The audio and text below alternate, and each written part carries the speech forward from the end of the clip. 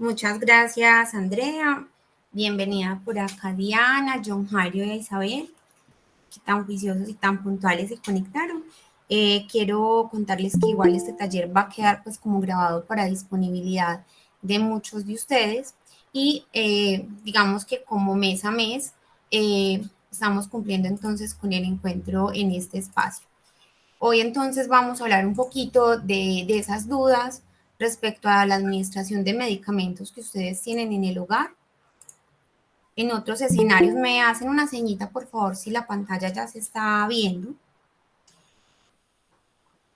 La mayoría, digamos que el 100% de los cuidados básicamente dependen de ustedes, los cuidadores y el paciente en la casa. Ustedes van a la consulta con nosotros y uno simplemente hace la prescripción, pero el éxito, digamos, en esa parte del cuidado va a depender de ustedes y de la forma en que ustedes manejen los medicamentos. Entonces voy a recordar algunas cositas respecto a las dosis, a veces algunas cosas que encuentro que ustedes mezclan con los cuidados culturales, cuidados caseros que no son malos, pero necesitamos una seguridad para poderlos utilizar, porque a veces por desconocimiento, al mezclarse con los medicamentos, pueden generar efectos adversos muy graves. Entonces, es importante que tengamos en cuenta eso. Muchos de ustedes y todos ahora ya actualmente tenemos acceso a lo que es las redes sociales, el internet, el Facebook, etcétera, etcétera. Entonces todas las personas le van a dar a uno recetas, ¿cierto? Todo el mundo le da a uno la receta mágica para la diabetes, para el dolor, para la hipertensión, pero realmente uno no sabe cuál es la receta pues como segura y cuál es la que no me va a generar daño para, digamos, para mi salud. Entonces, realmente es importante como saber dónde buscar, porque ustedes están ahora sometidos a mucha información y todo el tiempo estamos recibiendo dietas, batidos, un montón de recomendaciones que no siempre son de las personas pues que digamos tienen el conocimiento y a veces no son seguros el uso de eso. Por ejemplo, el uso de jugos verdes está muy de moda y muchas personas han llegado con pérdidas de peso por deshidratación realmente. Se pierden electrolitos importantes y se generan problemas cardiovasculares o haces algunas pastillas naturales y he encontrado varios pacientes con problemas, por ejemplo, tiroideos por esa razón. Entonces, yo quiero aclararles que es que medicamento se considera no solamente la tableta, la cápsula, la pastillita que ustedes encuentran en las fórmulas, sino que realmente un medicamento es cualquier sustancia, ¿sí? Sea química o natural, ahorita les voy a mostrar que se utilice para controlar, para curar, para prevenir, y algunos de ellos también los utilizamos durante el diagnóstico de algunas dolencias, ¿cierto? Y para aliviar y mejorar algunos síntomas. Entonces, realmente eso es un medicamento. Entonces, un error grande que cometemos es pensar que porque es naturista no hace daño y no es medicamento.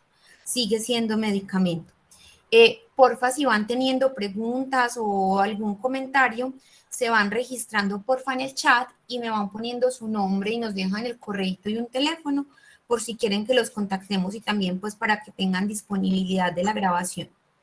Y también si tienen alguna pregunta. ¿Listo? Bueno, entonces realmente eso es lo que se considera un medicamento. Los medicamentos pueden ser de muchos orígenes, ¿sí? Pueden ser de origen animal, vegetal o mineral. Entonces, de animal, por ejemplo, tenemos las insulinas. Realmente lo que las personas utilizan como insulina NPH, no sé si la conocen, esta que vemos lechosita, este tipo de insulina procede del páncreas del cerdo y es un medicamento de origen animal. Hay otros medicamentos que provienen de propiamente de plantas, algunos jarabes, por ejemplo, algunos jarabes para la tos, el Ederaletrix, que es uno que utilizan mucho, que es de la corteza del té de sauce, lo mismo la aspirina, o otros de origen mineral, como hemos utilizado la leche de magnesia, el acetato de aluminio, para hidratar y mejorar la apariencia de la piel, el sulfato de magnesio que utilizamos tanto para los paños. Entonces, estos son muchos orígenes de los cuales pueden prevenir muchos de los medicamentos. Entonces, como pueden ver, medicamento pueden ser sustancias de muchos tipos de orígenes. Algo muy importante que siempre trato de recordarles es que las personas deben aprender los medicamentos no por el nombre, digamos, de la marca, sino ojalá por su nombre genérico. La marca viene de acuerdo al laboratorio. Entonces, el nombre, por ejemplo, genérico es el que encontramos abajo y el nombre por lo general de la marca está más grande y al lado en Colombia, esta es una caja gringa, tiene una R pequeñita, perdón, tiene una R pequeñita y esa R pequeñita lo que quiere decir es marca registrada y es como el apodo. Pero aquí en la China el medicamento se va a llamar ácido acetil salicílico o aspirina como ustedes la llaman. ¿Listo? Entonces es muy importante aprenderse, por ejemplo, el Dolex, el acetaminofén. El Dolex es una marca, ¿sí? Entonces es importante aprenderse el nombre genérico y de cuántos miligramos, porque cuando ustedes uno les pregunta qué tomas en consulta y ustedes le dicen a uno la pastilla blanca, la verde, la rosada, pues realmente no están aportando, digamos, como alguna información que uno pueda tomar para poderlos ayudar, porque los colores también de los medicamentos vienen de acuerdo a la casa farmacéutica y un mismo medicamento puede venir de muchos colores. Entonces es súper importante que tengan claro este tipo, digamos, de información. Muchas personas discuten acerca de eso y me gustaría que de pronto si alguien quieren hablar, ¿ustedes creen que cuál medicamento es más efectivo, los de marca o los genéricos? ¿Quién quiere animarse?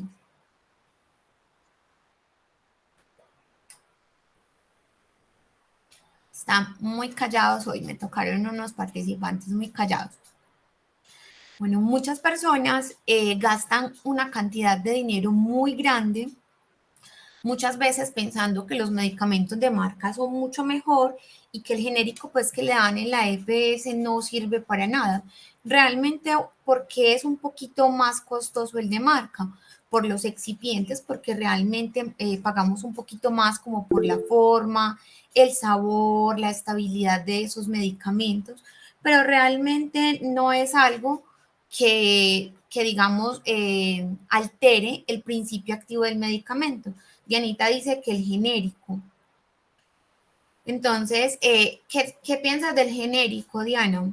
Escríbeme ahí por el chat que yo te voy leyendo.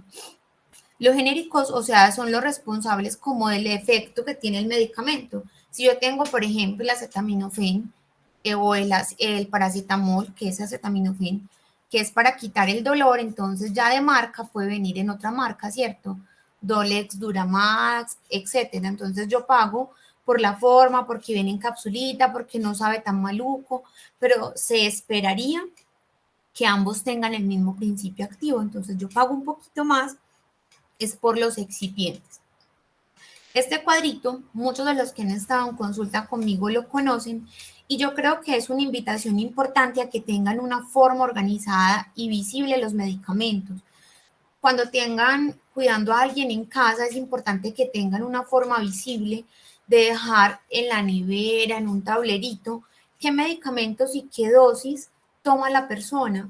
¿Por qué es importante? Porque si en algún momento usted no lo puede cuidar, tiene que salir a una cita, tienen que salir de urgencia con el paciente, pues no siempre la persona que lleva al paciente a la cita o que tiene que salir a la emergencia es quien conoce el paciente. Entonces, o a veces van a las citas y ustedes mismos no saben explicarnos, pues realmente todo el perfil farmacológico. Entonces, digamos, bajo este esquema, se invita a que tengan, por ejemplo, un nombre del medicamento, a que pongan, por ejemplo, 2 tabletas, 200 miligramos, la cantidad en gramos, miligramos, en unidades, en centímetros que le fue prescrito por el médico y también pues tratar de establecer unos horarios. ¿Sí? Esto le va a permitir tener, por ejemplo, un orden, poder ir también sacando medicamentos que no utilizan. A veces ustedes se confunden mucho y utilizan medicamentos que ya han sido suspendidos y como los ven varias especialidades diferentes, pues entonces cada uno se dedica a su pedacito y realmente pues el que termina polimedicado a veces innecesariamente es el paciente. Y algo muy importante que siempre deben de tener en cuenta son las alergias que tiene el paciente, no solamente a los medicamentos, sino también a alimentos o a otras sustancias.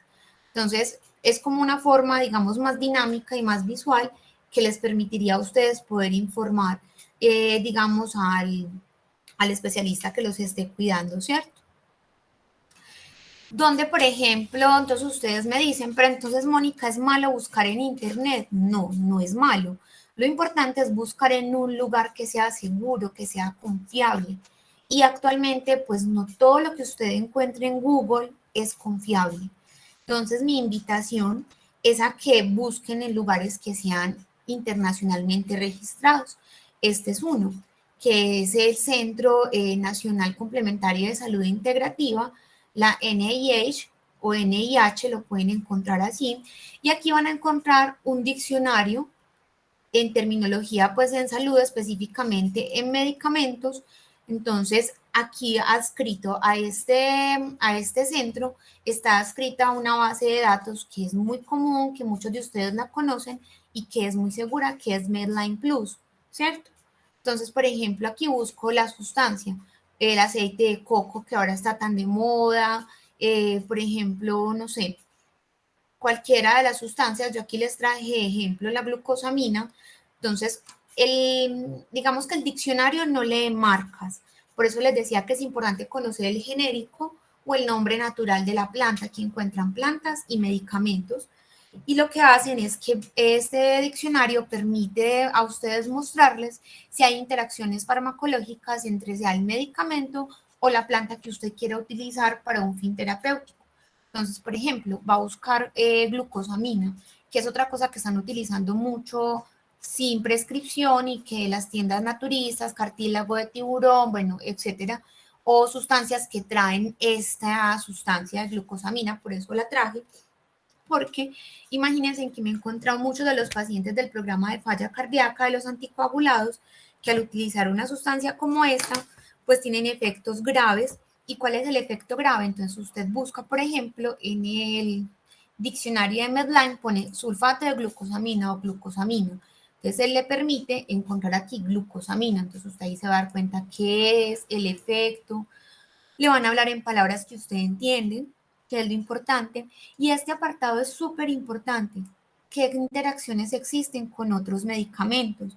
Por eso es muy importante que cuando vayan a consulta con uno, con cualquiera de los médicos, nos cuenten absolutamente todo lo que ustedes toman, porque a veces nos cuentan solamente los medicamentos que son prescritos por especialidades tratantes, pero olvidan u omiten contarnos sustancias pues, de origen natural.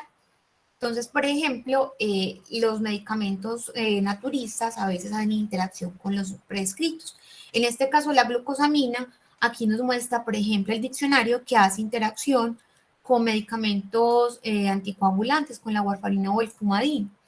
Y también, pues el semáforo no aparece así como yo lo tengo, pero aparecen interacciones que son serias, moderadas o menores. Entonces, en este caso, una interacción seria de este tipo de medicamentos es que aumenta o retarda los tiempos de coagulación. Y un paciente en esta situación, ¿cuál es el riesgo? Que pueda tener hemorragias o si va a ser sometido a una intervención quirúrgica, que es lo más común que sucede, el paciente tarde más en coagular.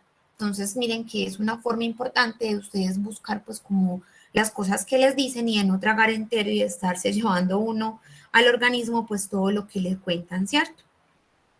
Bueno, recuerden que si van teniendo preguntas las van poniendo por aquí por el chat.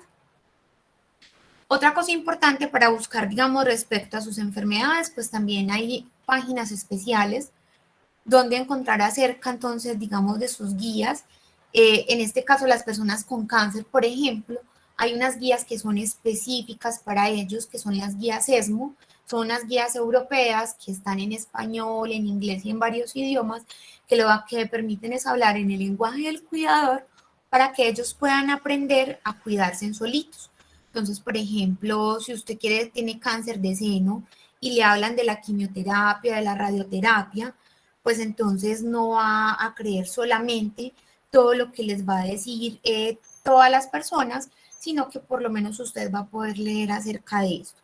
Entonces, bien, usted lo que hace es que va a buscar en Google, busca guías ESMO, Sociedad Europea de Oncología, Y lo que hace es, entonces ya es buscar acá donde dice medicina personalizada, explicada, y va a pararse en el apartado de pacientes. En el apartado de pacientes, entonces ya usted va a encontrar guías como estas. Entonces yo escogí, por ejemplo, la guía de cáncer de mama. Entonces te explican qué es el cáncer de mama, preguntas que, por ejemplo, uno pueda tener, qué son los estadios, qué significan los exámenes que se están haciendo. Hay un glosario de palabras de pronto que para usted pueden ser raras, ¿cierto? Y que usted no tenga, digamos, como todo el control o todo el acceso como a ellas. Bueno, entonces las personas, digamos, aunque hay personas muy jóvenes que son polimedicadas, las personas que estamos, digamos, cuidando personas mayores, son personas que aún están más polimedicadas que muchos de los pacientes, ¿cierto? Entonces, voy a mostrarles algunos de los medicamentos más comunes en los adultos mayores para que tengamos en cuenta. Que es muy importante, como les decía ahorita, contar qué alergias tengo, si utilizo medicinas alternativas, por ejemplo, como cannabis, el calcio, medicamentos de bioenergética, homeopáticos. Ahorita les hablo un poquito de estos porque las goticas que mandan a veces los médicos bioenergéticos, pues están, la base es una base alcohólica, eso se llaman elixires, entonces hay que mirar también qué interacción puedan hacer con lo que estoy tomando. Y es muy importante que usted también siempre pregunte qué tiene respecto a su enfermedad, qué medicamentos son los que le están mandando, o sea, que usted conozca y no que si no fue la esposa, la hermana o la persona que lo está cuidando, pues que usted no sepa dar cuenta de usted mismo. Eso se llama tener pues como agencia de su propia enfermedad. Que es súper importante, el lugar donde yo escojo para guardar los medicamentos. No debe ser encima de los cajones de la cocina. Ojalá la cocina no sea el lugar para guardar los medicamentos. ¿Por qué? Porque es un lugar por lo general donde se produce mucha humedad y mucho calor. Entonces se puede alterar la composición química de algunos medicamentos. Ojo con los que son de nevera, por lo que menos lo que son las insulinas, lo recomendado no es ponerlos en la parte de arriba donde el enfriamiento es mayor, sino en la puerta de la nevera, ¿sí? Entonces es importante como que tengan en cuenta también ese tipo de cositas. Y algo también fundamental es que a la hora de que reciban los medicamentos, este empaquecito que ven acá se llama blister y es importante que el blister proteja el medicamento porque van a ver, ahorita les voy a enseñar la composición de muchos de los medicamentos, es a base de azúcar, gelatina, entonces lo que hace es que se desnaturaliza por fuera del blister, además yo los puedo confundir, si yo los saco de la caja, yo no voy a saber qué dosis, qué nombre y qué fecha de vencimiento tiene.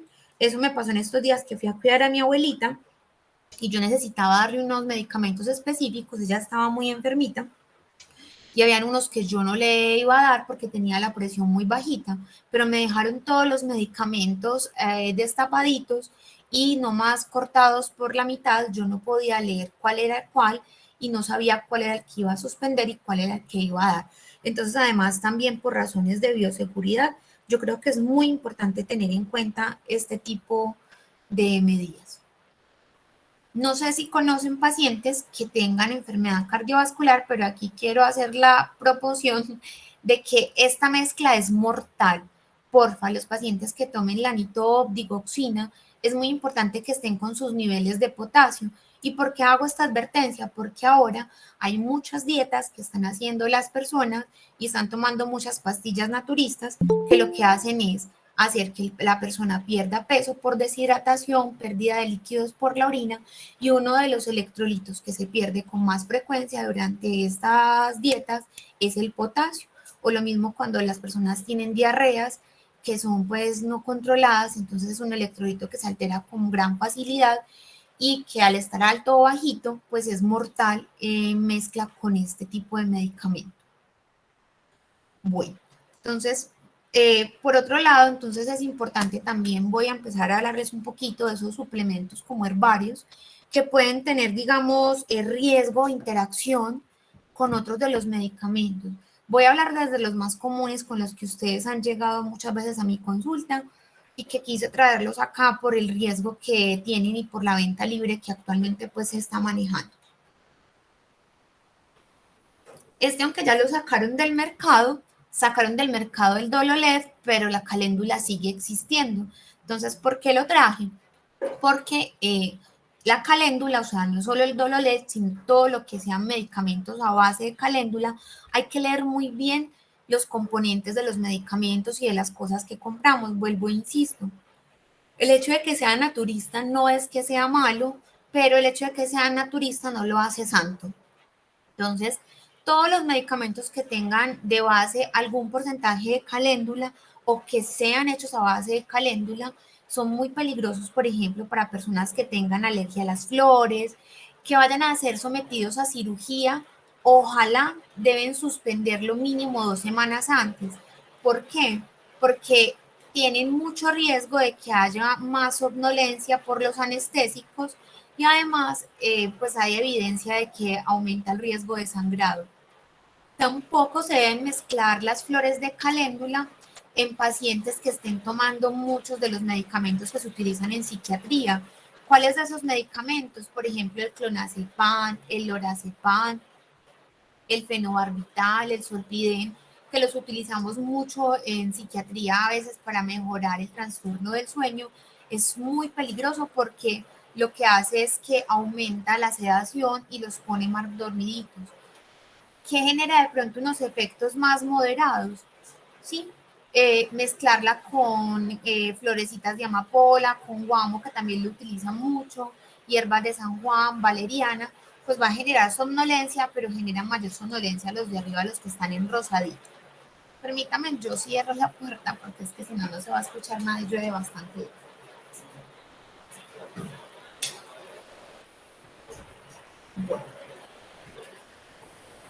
Este es otro medicamento. También lo manejo mucho con la parte de psiquiatría y la parte médica, pero sé que ustedes también lo compran de manera de venta libre en las tiendas naturistas. Entonces, ¿cuál es, digamos, el asunto con la melatonina? La melatonina la venden desde 1 miligramo y ahí hasta arriba. Pero ¿qué pasa? La melatonina, ella es una hormona que los seres humanos producimos naturalmente, ¿sí? Y esa hormona permite que tengamos un ciclo natural de sueño. Entonces, ella viene desde 1 miligramo hasta los 10. El asunto es que no es que produzca, digamos, más sedación mientras más miligramos tomo, sino que también depende mucho de la cantidad de luz que yo utilice a la hora de dormir. Por ejemplo, la generación de ahora, de todas, la gente duerme con el celular al lado de la cobija y eso es lo que no deja producir melatonina, dormir con luces prendidas. Y este medicamento tiene gran interacción, por ejemplo, con anticoagulantes. Sobre todo de los anticoagulantes se ha demostrado que produce gran interacción con warfarina, porque produce pues el aumento de sangrado, resta el efecto de los medicamentos anticonvulsivantes. Entonces, si toma, por ejemplo, fenitoína, topiromato, divalproato, algún anticonvulsivante, es mejor que suspenda la melatonina, que verifique con el neurólogo y otro tratante, pues el que le esté prescribiendo el anticonvulsivante, porque la melatonina lo que hace es que resta el efecto del anticonvulsivante, entonces usted puede estar más expuesto a convulsión. Recuerden que muchos de los anticonvulsivantes los utilizan como profilácticos para migrañas, entonces de pronto usted no va a ver el efecto esperado y es por esta razón. Y también pues tiene un efecto natural sobre los antidepresivos. Entonces, ¿qué pasa? Estos antidepresivos pues van perdiendo el efecto, lo que es el escitalopram, la fluoxetina, la sertralina. Entonces, es mejor, miren, no automedicarse algo para dormir y es mejor que un profesional pues sea quien se lo prescriba. Bueno, esto también sé que lo utilizan mucho, veo que también por ahora está muy de moda mezclado por ahí con un cafecito que olvidé el nombre, pero lo venden mucho, que es el Ganoderma y el otro es el Ginkgo biloba. El Ganoderma tiene sus cosas, o sea, uno se lo venden pues como lo más milagroso, que cura todas las enfermedades del mundo, pero, tiene sus peros. ¿Cuál es el asunto? Que el Ganoderma tiene su dificultad. Andrea, hay personas que están esperando como ingresar y me están escribiendo al WhatsApp. No sé si de pronto estés escuchando para que les des acceso, porfa. Del ganoderma, por ejemplo, ¿cuál es el asunto? Y es que si lo toman más de un mes, las personas pueden tener hepatotoxicidad, ¿sí? Entonces, ¿qué es hepatotoxicidad? O sea, ocasiona serias alteraciones a través del hígado, porque el mecanismo de eliminación está a través del hígado. Otros dañan los riñones, pero en este caso la toxicidad se da a través del hígado. Entonces, lo recomendable es no utilizarlo más de un mes, ¿sí? Lo otro es, por ejemplo, que las personas que toman medicamentos para el azúcar o para la diabetes, pues que llamamos, generan más hipoglicemias, entonces baja los niveles de glicemia, ¿sí? Entonces, por este lado también es peligroso. Otra cosa importante es las personas que toman anticoagulantes y antiagregantes plaquetarios. Entonces, lo que hace es que aumenta el riesgo de sangrado y lo que va a favorecer es que la persona, pues, digamos, pueda sufrir hemorragias, tanto como anticoagulantes como antiagregantes plaquetarios, lo que es el clopidogrel, la aspirina, este tipo, pues, de medicamentos, ¿cierto? Y también se han reportado casos en que hay unas bajas muy severas de presión arterial. Entonces, las personas que toman antihipertensivos, pues también se van a ver muy afectadas porque este ganoderma también tiende a bajar los niveles de presión arterial. André, las personas están esperando que les dejes, porfa, entrar. Bueno. El ganoderma, ¿con qué más hace interacción? Con algunos alimentos para que lo tengan en cuenta. Entonces, miren que uno va a una naturista y a usted le pueden vender el producto, pero las personas de la naturista, pues lastimosamente, no todas tienen conocimiento en salud, no son profesionales de enfermería o profesionales médicos que van a poderle advertir de todas estas, pues como de todas estas dificultades que pueden haber, ¿sí? Entonces, por ejemplo, la interacción con medicamentos que tengan que ver para la diabetes, también los hipoglicemiantes hacen interacción con el ginseng, el castaño de Indias, el ajo, el melón amargo, o alteran también la coagulación, el ginkgo biloba, la cúrcuma. Las personas, por ejemplo, que toman anticoagulantes, que toman antiagregantes, pues pueden verse alterados esos niveles de antiagregación o sobre todo de anticoagulación por el consumo de cúrcuma, castaño de Indias. ¿Y qué medicamentos pueden alterar entonces la presión arterial? Pueden alterar la presión arterial, por ejemplo, la uña de gato, lo que tiene coenzima Q10, la ortiga, la tiamina. Son medicamentos que pueden generar, digamos, alteraciones de este tipo. Este es uno por el que me han preguntado mucho y es que es el factor de transferencia. Hasta ahora yo no puedo decir qué es bueno o qué es malo, ¿cierto? Entonces, lo que pasa es que las personas están gastando mucho dinero y van a encontrar de este producto desde los 90.000 pesos hasta hasta más de los de 100.000 pesos, ¿sí? Entonces, es súper importante que tengan en cuenta que no hay, digamos, mecanismos, digamos, que sean aprobados o que demuestren la efectividad. Dicen que lo que hace es que mejora el sistema de defensas, pero no es pues la cura específica para el cáncer, ni mucho menos, sino que lo que hace este factor de transferencia, que es un complemento alimenticio, es mejorar el sistema de defensas como hacen pues como otras vitaminas, para que por favor entonces no vayan a gastar como su dinero, digamos, en cosas que ustedes no sepan que existen. Bueno. Por otro lado está este que yo les decía, el Ginkgo biloba, este sí ha sido el que más dolor de cabeza me ha dado. Este medicamento, por ejemplo, ha generado gran problema en pacientes con anticoagulantes, resta también el efecto de los medicamentos anticonvulsivos y sobre todo los medicamentos antidepresivos, el escitalopram, la fluoxetina, la sertralina. Entonces, muchas personas que vienen tomando desde indicación de psiquiatría este tipo de medicamentos, pues no logran ver el efecto de los beneficios porque el Ginkgo biloba hace interacción. Sobre todo el más peligroso es estos dos, porque si una persona necesita los anticonvulsivantes, este tipo de medicamento resta sus efectos. El té verde, por ejemplo, el té verde no es recomendado para las personas que toman anticoagulantes o antiagregantes o personas que tengan sangrados activos. Es algo que es peligroso. Y este sí que, bueno, este sí fue la reina de las reinas ahorita durante la pandemia.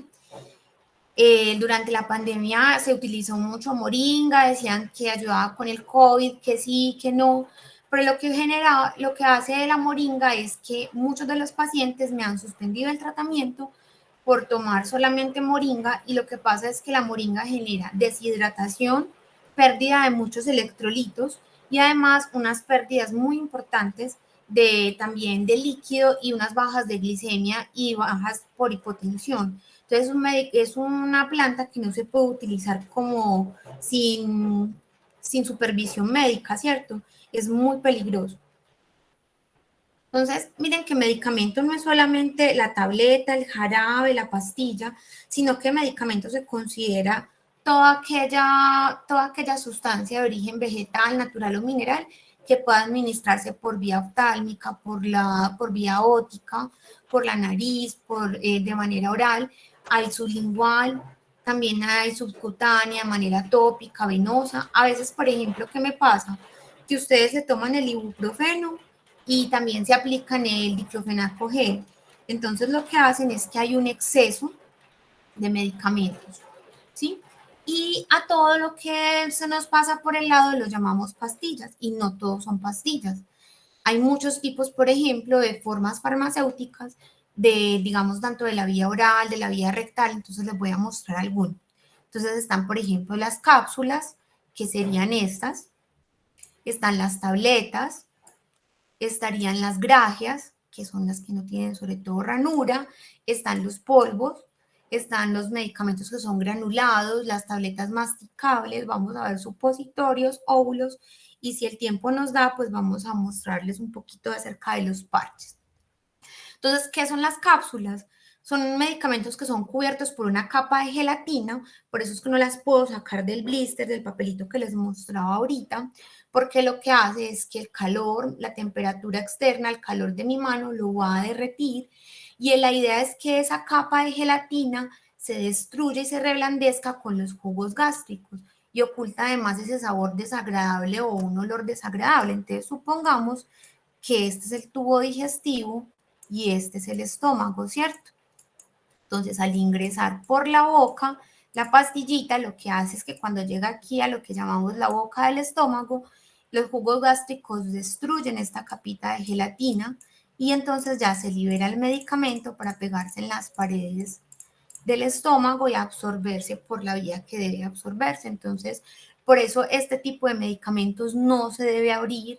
Entonces, si el paciente tiene dificultad para tragar o no es el medicamento que usted, digamos, pues no es la forma farmacéutica que usted esperaba, es mejor que le diga al médico que se lo cambie por una tabletica o un jarabe, una presentación que usted pueda, digamos, digerir más fácilmente, porque si lo abre o las chuza, pierden el efecto farmacológico. Lo mismo pasa con las grajeas. Las grajeas, por ejemplo, son tableticas que son recubiertas, parecen como recubiertas de un confitico, ¿sí? Y es para enmascarar sobre todo esos sabores que son muy ácidos o desagradables. Y lo que hace esta cubierta entérica es, digamos, evitar esas molestias gastrointestinales, entonces por eso no se pueden partir. Además son comprimidos, entonces al partirlas el medicamento pierde su efecto terapéutico. Entonces lo mejor, las únicas que se pueden partir son las pastillas que tienen ranura, los medicamentos que tienen ranura. Si la tableta no tiene ranura, es un medicamento que no puede partirse, para que por favor no se le vaya a olvidar eso.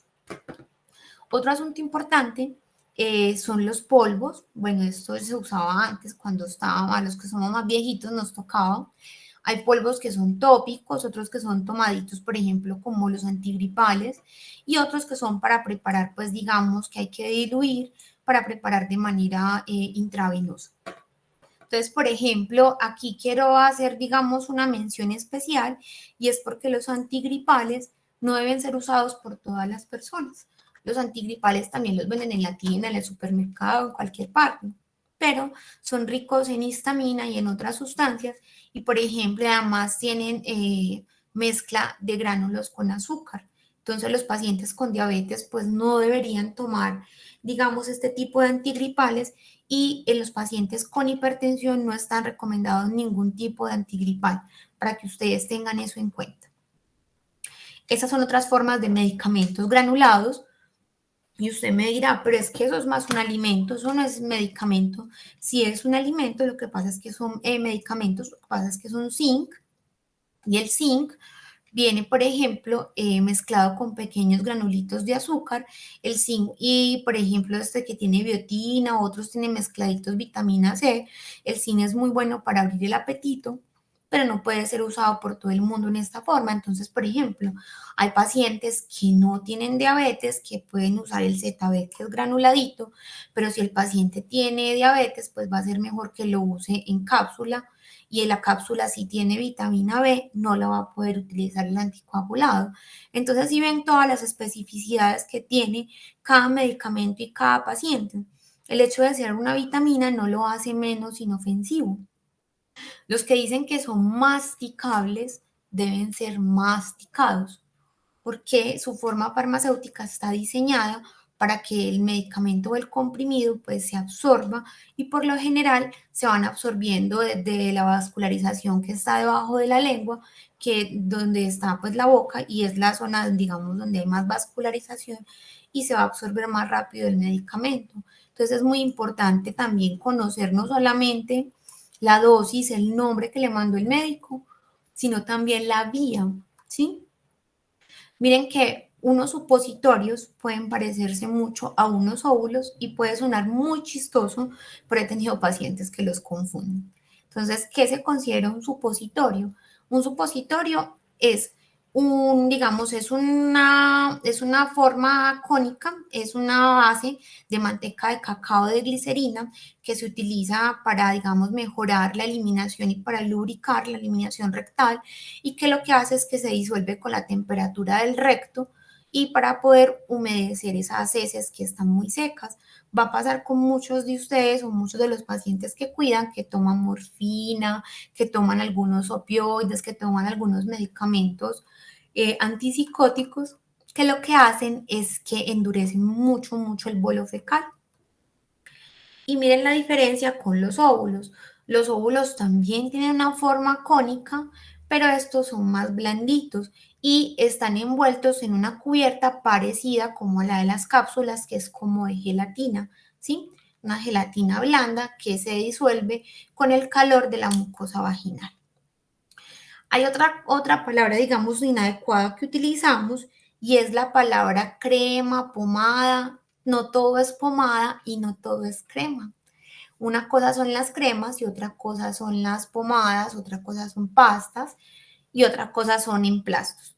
¿Qué las diferencia de los nombres? Que unas son más superficiales, otras son más penetrantes y otras se absorben con mayor facilidad.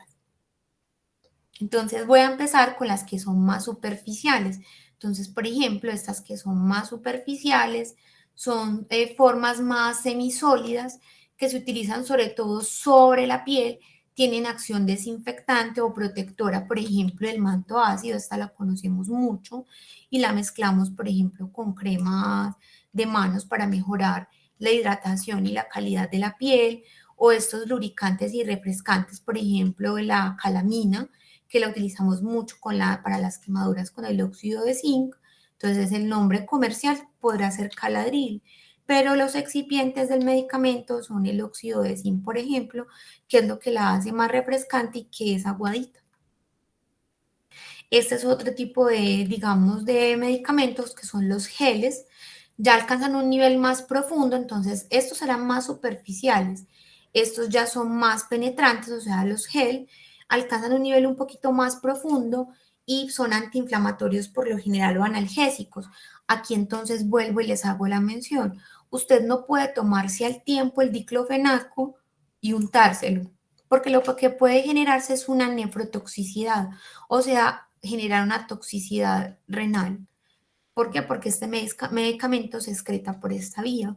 Entonces, por eso o usted se lo toma o usted se lo aplica.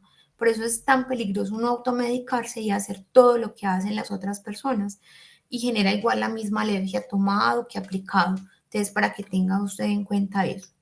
Y además con este más riesgo de exceso, porque usted por lo menos de forma oral mide, ¿cierto? Las dosis. Aquí no, aquí usted no sabe qué es un poquito, qué es más o menos. Entonces, para que usted tenga en cuenta eso. Estas ya son más absorbibles, que también son los parches. Aquí traje un ejemplo de un parche que puede ser un poco peligroso o mal usado, y es los parches, no sé si han conocido históricamente los parches de león. Son parches que tienen una sustancia que se llama capsaicina, y esta capsaicina puede producir quemaduras severas en personas que tengan la piel muy delgada, que tengan, por ejemplo, la piel muy sensible porque están bajo tratamiento de quimioterapia, radioterapia, o niños o ancianos, pues los he tenido con quemaduras por este tipo de parches para que tengan en cuenta. También están pues los parches de lidocaína, de buprenorfina. Entonces, importante con los parches. Primero, no cortarlos, o sea, los parches no se deben cortar. Yo sé que muchas veces los compañeros les dicen que empecemos con un cuarto, que empecemos con la mitad, pero realmente no garantizamos que cortando el parche estemos logrando la dosis exacta que fue prescrita.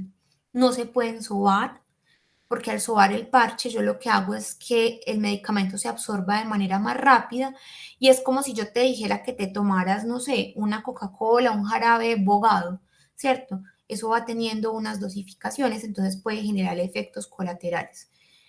No se puede exponer directamente al sol porque también hace que se aumente la absorción más rápida del medicamento.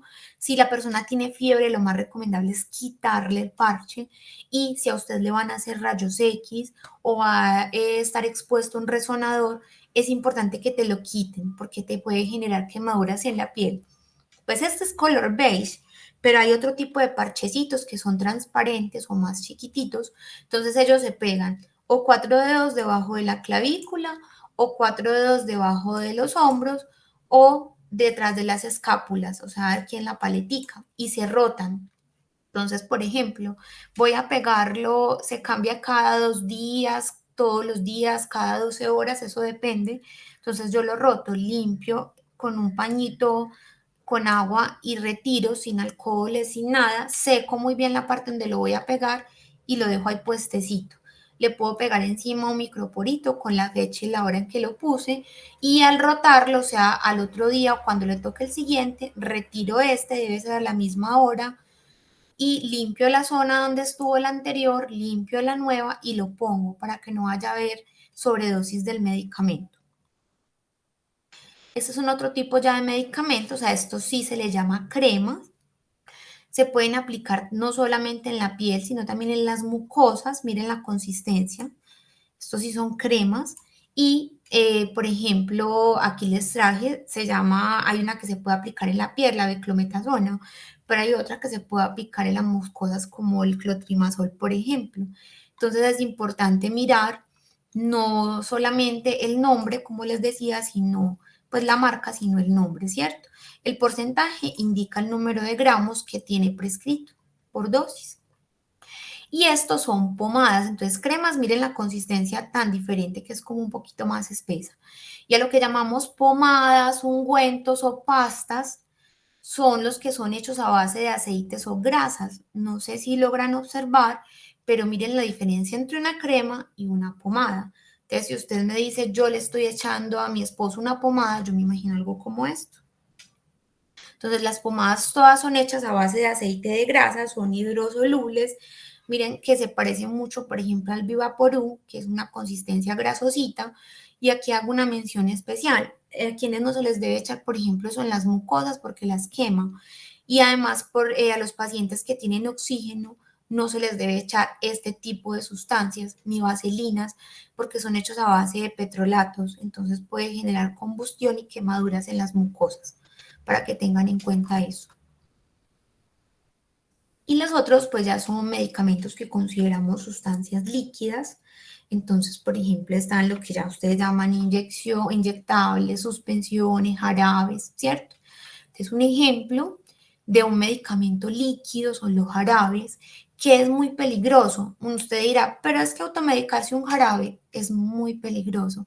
¿Y saben por qué? Porque el 70% del medicamento del jarabe es azúcar. Entonces, por ejemplo, un paciente que tenga diabetes, al darle un jarabe, pues le puedo que le mejore la tos, pero le voy a empeorar la diabetes. Entonces hay que tener muy en cuenta este tipo de sustancias, no deben ser usadas a muy largo plazo. Entonces la mayoría de los jarabes pues tienen esta consistencia espesa, viscosa, transparente y pues ya saben que es un 70% de azúcar. Estos son suspensiones, son un poquito más lechosos, el aspecto es turbio y por lo general es un polvito que se indica diluir en agua o en aceite. Un ejemplo, ya no es tan común, pero todavía venden esta ampicilina que es suspensión oral y toma este color como turbio. Eso es una suspensión. Y hay otros que se llaman emulsiones. Entonces, de estos hay orales o que son aplicados. ¿Por qué se llaman emulsiones? Porque el principio activo en el que está disuelto el medicamento es agua y aceite. O sea, tienen de los dos.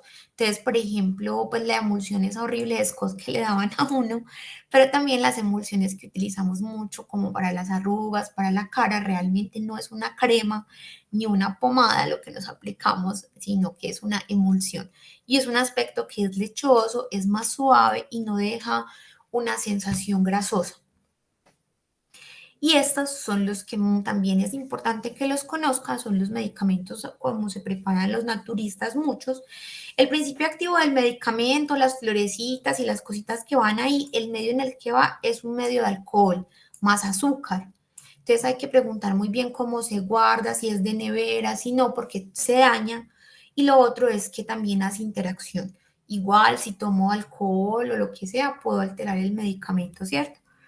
Esos son, por ejemplo, esas goticas de rescate que se utilizan y el medio pues es alcohol y un poquito de azúcar. Y venoso, aunque ustedes no deben manejar nada venoso en la casa, idealmente debe ser manejado por personal auxiliar de enfermería o profesional preferiblemente. No debe usarse nada que sea, por ejemplo, turbio. Solo por la vena, todo lo que se pone es transparente, para que tengan eso muy claro.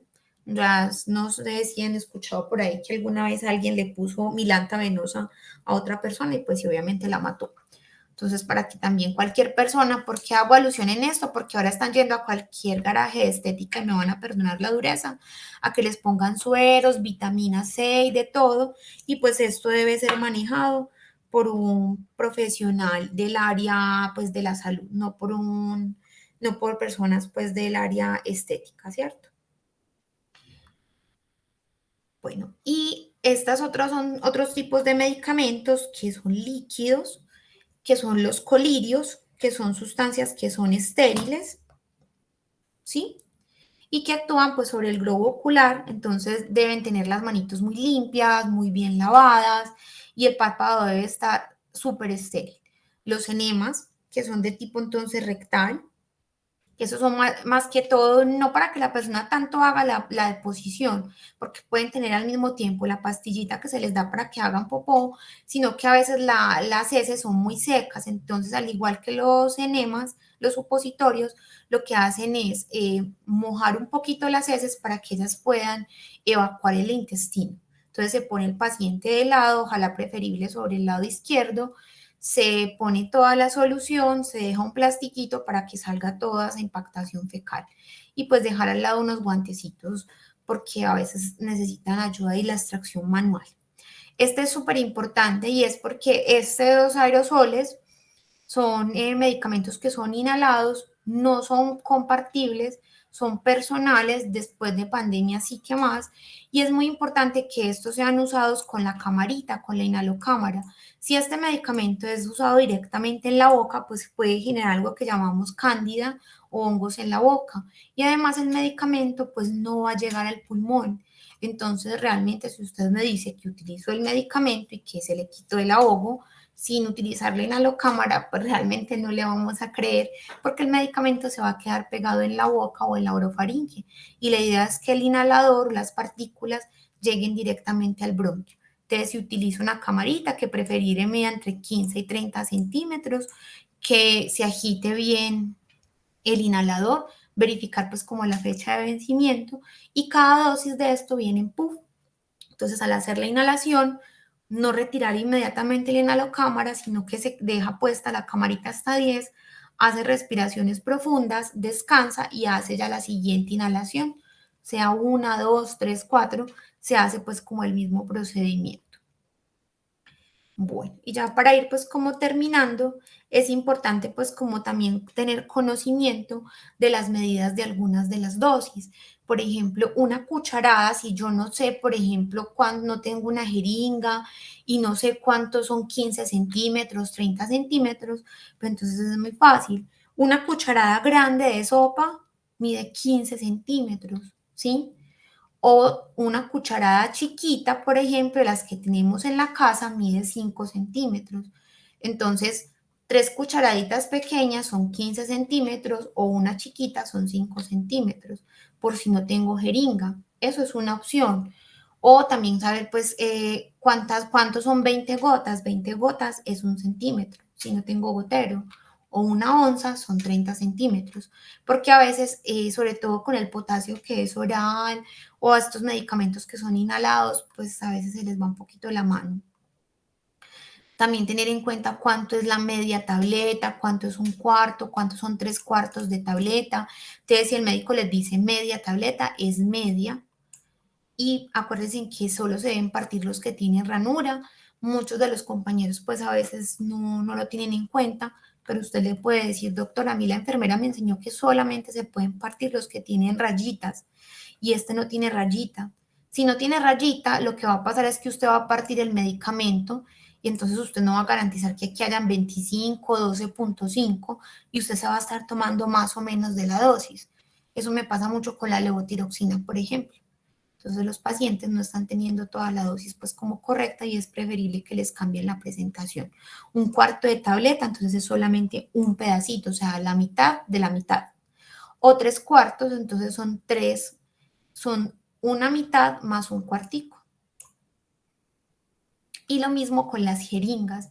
Es muy diferente una unidad de insulina a 1 centímetro. Entonces he tenido pacientes que llegan con hipoglicemias severas porque no diferencian. A nadie les explicó que una jeringa normal no sirve para administrar insulina. Entonces, 1 centímetro de una jeringa común y corriente, miren que equivale a una jeringa de insulina, que toda la jeringa de insulina equivale a 1 centímetro. Entonces, a los pacientes con diabetes, por lo general, les prescriben por unidades, 1 unidad, 2 unidades, o vienen de 10 en 10, 10, 20, 30. Entonces, tener muy claro, si a este paciente le mandaron 15, entonces tomo 10 de acá y hasta la mitad, o sea que envaso hasta aquí. Entonces necesitan tener muy buenas gafas, una muy buena visión y tener muy en cuenta entonces como todos los medicamentos. Entonces, mucho ojo, no todos se pueden partir, recuerden, si hay que diluir los medicamentos, porfa, no se los echen en todo el jugo, en toda la sopa, porque entonces si el paciente no quiere comer, se pierde el medicamento. A los adultos, por lo general, diluirse lo máximo en 10 centímetros de lo que sea, o en una cucharada de las grandes, y a los niños en una cucharadita de las chiquitas, o sea, en 5 centímetros. Los horarios son muy importantes para que los medicamentos puedan tener un buen efecto farmacológico. Hay medicamentos que no vas a ver el efecto hasta después del primer mes. Entonces eso depende mucho de lo juiciosos que ustedes sean.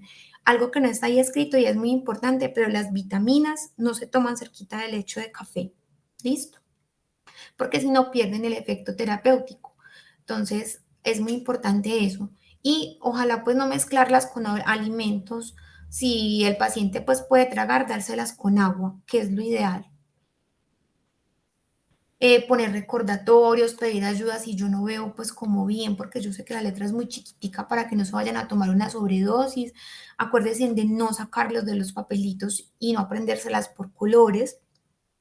Y no mezclar con tabaco, con energizantes, un, Una cosa de esas, una bebida de esas equivale a más de 40 cucharadas de azúcar y además tiene aditivos como taurina y guaraná que aumentan la frecuencia cardíaca y el riesgo de enfermedad cerebrovascular o infarto pues, cerebral, como ustedes lo llaman. Entonces es muy peligroso.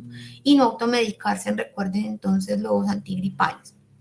Mirar, por ejemplo, si estoy orinando más de la cuenta, si la orina está más ácida, medicamentos, por ejemplo, no intercambiarnos. He tenido casos muy cercanos en que pacientes que toman, por ejemplo, glibenclamida, le dicen a otro que toma metformina que porque le cayó mal o le dio diarrea, le dan una tableta de las de él y convulsionan. Entonces es muy importante no compartirse medicamentos de unos a otros, ¿sí? Y verificar, por ejemplo, las insulinas, cuál es de acción rápida, por ejemplo, la cristalina, y esta se da con la comida ahí en la mesa, o la de acción lenta, que es la NPH o la glargina, saber cuántas unidades, si el paciente no está comiendo bien, no se le da. Entonces son muchas cositas que hay que ir trabajando con este tipo de pacientes. Bueno, yo creo que hasta acá es lo que podíamos compartir el día de hoy. Muchas gracias entonces a los que estuvieron y pueden mirar la grabación en la página del instituto. Que tengan una feliz tarde.